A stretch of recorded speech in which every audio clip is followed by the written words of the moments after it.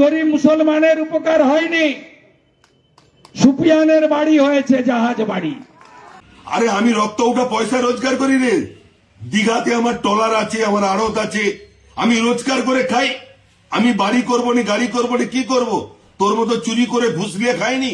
আরে তুই তো সারদাতে নারদাতে টাকা নিয়েছিস, সবাই জানে।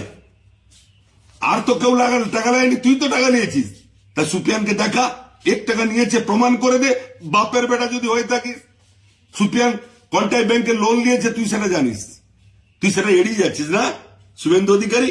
অতএব বাড়িটা আমি ন্যায্য রক্ত উঠা পয়সায় করেছি। কিন্তু তুই শুভেন্দু অধিকারী বল, তুই কোথায় রোজগার করিস? তুই ব্যবসা করিস? তুই চুরি ছাড়া, ঘুষ ছাড়া তুই কি করে চলিস? তোর সংসার চলে কি করে? তুই একটা ব্যবসায়, তুই একটা শ্বেতপত্র প্রকাশ কর। তুই তোর রোজগারটা কি? তুই নন্দীগ্রামে আসতিস ভাঙা ট্যাক্সিতে, ভাঙা ট্যাক্সিতে আসতিস। আর আজকে প্রতি 6 মাস অন্তর তুই স্করপিও চেঞ্জ করিস। কার টাকা, কিসের টাকা? জনগণের আত্মসাতের টাকা।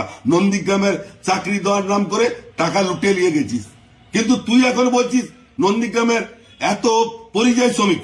তুই তো 21 সালে মানুষকে চাকরি দিবি বলে প্রত্যেকের বেকার ছেলেদের অ্যাডমিট মার্কশিট নিয়েছিলিস। একটা বেকারকে চাকরি দিতে পেরেছিস?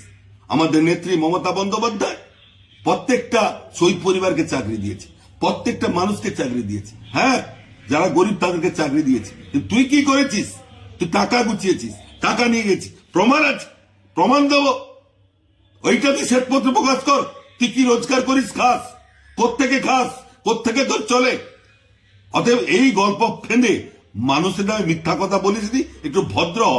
ইন্টারন্যাশনাল মিথ্যাবাদী তোকে সবাই চেনে। নন্দীগ্রামের মানুষ, নন্দীগ্রামের মানুষ তোকে কিভাবে ঝাঁটা দিয়ে বিদায় করবে এটা কিন্তু নন্দীগ্রামের মানুষ জেনে নিয়েছে।